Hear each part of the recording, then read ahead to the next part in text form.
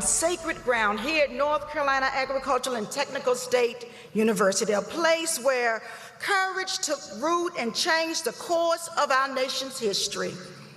We come to honor and celebrate the life of Major General Joseph McNeil, one of the A&T4, whose faith and bravery at the Woolworth's lunch counter in 1960 lit a flame of justice. Pastor Vicki McCain of Greensboro's Presbyterian Church of the Cross honoring the life and legacy of United States Air Force Major General Joseph McNeil. McNeil was one of the Greensboro Four, or A&T4, four A&T University freshmen who 65 years ago this past February walked from the campus to the segregated Woolworth's lunch counter downtown and ignited a movement in the segregated South. The movement many feel jump-started the nation's civil rights movement. The legacy of Joseph McNeil is not only on display on the A&T campus, but also in the very space where he and his three fellow students chose to make a stand, or in their case, take a seat. Good evening. This is the Fox 8 5 o'clock news. I'm Neil McNeil. I'm Katie Nordine. Today, the community gathered to celebrate his accomplishments, not only during his time at A&T, but during his time of service.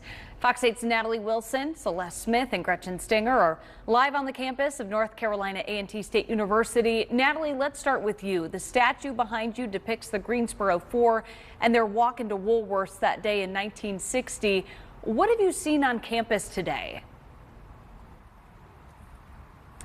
Oh, goodness, Katie, that has been the real highlight of being on campus. Just the people coming and going, some of them students, some of them faculty members, some of them people in the community. But they had one thing in common.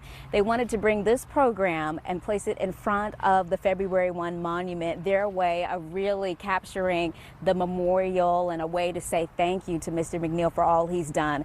And I have to say, a pleasant surprise happened within the last 30 minutes. The sculptor, Dr. James Barnhill, stopped by. I talked to him for a few minutes. Unfortunately, Dr. Barnhill had a stroke a few years ago, so he's not able to speak on camera. However, I did tell him, I asked him, I said, I've been seeing so many people come by taking a picture in front of your work. How does that make you feel? And it seemed like he got a little teary-eyed, and he said it made him feel good. And this is actually the most photographed element on the campus of North Carolina A&T State University. So it was only fitting that I would see people here today. And I want to tell you about a woman who I met from Montgomery County, Dr. Pandora Boham. Forgive me, I'm trying to see her last name.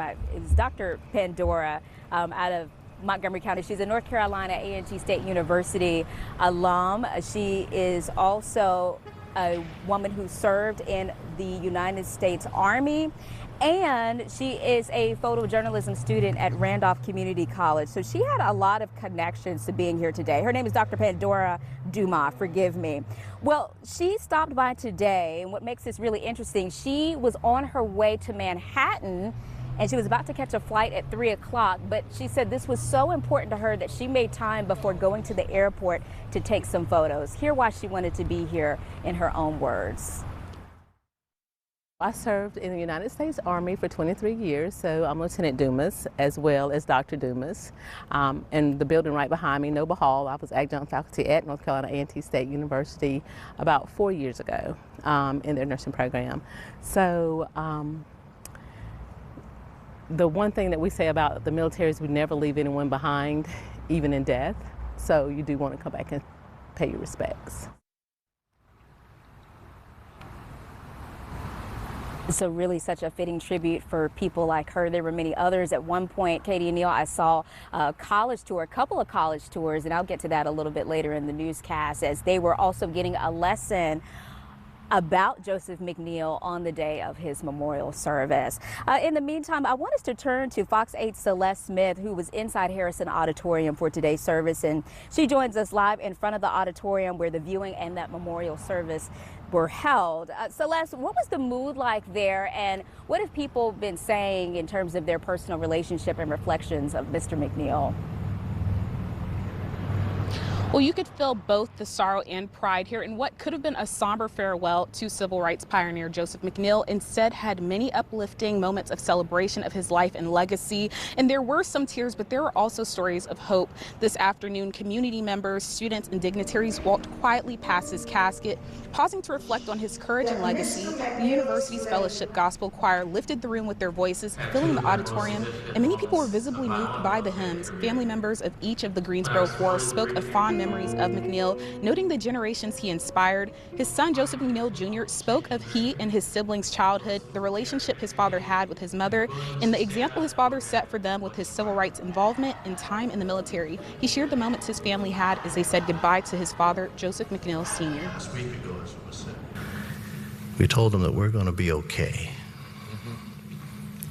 that you did everything you needed to do, that you can leave us, because we knew our relatives were calling to him because he was watching in the ceiling and he was looking at them because they were looking at him. But he was holding on to hear from Ina May, "It's okay, my husband, you can leave now. We're going to be okay." Bishop William Barber III also delivered a stirring eulogy during which many people shared head nods and then also sounds of agreement. And that is a sign that McNeil's message and his acts with the civil rights movement were still well received and a part of the mission that many hold today. Live in Greensboro, Celeste Smith, Fox 8 News. Is still very much relevant to what's happening today. Celeste, thank you. We turn things over to Fox 8's Gretchen Stinger, who spoke to people as they went into the memorial. Gretchen, what did they tell you? Yeah, I spoke to so many people as they were getting ready to walk in, and the amount of people just speaks volumes to the impact that Joseph McNeil has left here on the NCA&T campus as well as Greensboro. And some of those people tell me that they don't even know McNeil, or that some of them say they met him a handful of times, but this passing has left them hurt. I was able to catch up with Mary Kay Abuzawader before she walked in, and she tells me she sees today as a celebration of life and a celebration of Joseph McNeil's accomplishments, from being a part of the civil rights movement in the Greensboro Four to the military honors as a general in the Air Force. I had the honor and the pleasure of meeting him at the 65th Gala of the International Civil Rights Center and Museum. And what struck me was how humble he was. And you know, he's had a storied military career, you know, a stellar military career, and all of the things he has done over the years. But that moment when he sat down at the counter and only wanted to be served just really sticks with me as a memorable moment in the history of Greensboro. So many people that I spoke to pointed out just how humble and how knowledgeable Joseph McNeil was. And, you know, we certainly are remembering his accomplishments today. Natalie.